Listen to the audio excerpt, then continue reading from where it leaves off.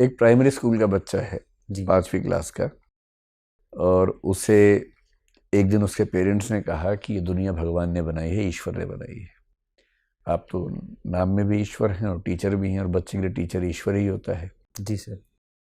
वो बच्चा आपसे पूछता है कि सर, मैंने ईश्वर को कभी देखा नहीं है और मेरे पेरेंट्स कहते हैं कि ईश्वर ने दुनिया बनाई है, मैं समझ नहीं पा रहा हूँ, आप मुझे समझाइए कि क्या ईश्वर सच में होते हैं, और यदि होते हैं तो दुनिया उन्होंने कैसे बनाई, वो कैसे हैं, वो क्या करते हैं, ये सब प्रश्न किसी ने पूछे।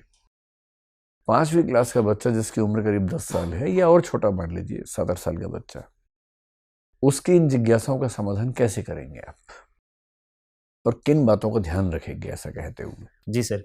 सर, सबसे जो पहली बात जिसका मैं ध्यान रखूँगा वो ये है कि बच्चों में जो जिज्ञासाएँ, जो उनका जानने का नज़रिया है, दुनिया को समझने के प्रति दृष्टिकोण, मैं कोशिश करूँगा कि जो है जितना संभव हो सके मेरे अपने ज्ञान अनुभव के आधार पे मैं उसकी जिज्ञासा को शांत करने का प्रयास करूँगा।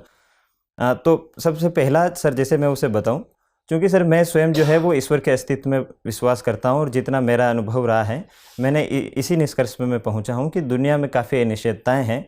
तो ईश्वर जैसी अवधारणा में यदि हम भरोसा करते हैं तो वो हमारे मानसिक शांति और व्यक्तित्व विकास के लिए मैं उसे अहम मानता हूँ। बहुत बढ़िया। तो मैं उसे सर जो है जितने अपने अनुभव होंगे उस हिसाब से उसे बताना चाहूँगा कि ईश्वर जो है उसका अस्तित्व और है। मान